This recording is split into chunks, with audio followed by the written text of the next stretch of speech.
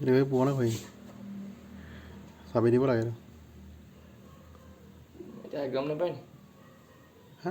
পায় পাই বিচাৰিলে এতিয়া এইটো বন্ধ কৰে না এই ঘড়ী আজিকালি নাই চাইণ্টিফিক ক্লক ইয়াতে চাবি দিব লাগে তোক মনত আছে মানে আমাৰ ঘৰত পুৰণা ঘৰত এনেকুৱা এটা আছিলে আমাৰ ঘৰত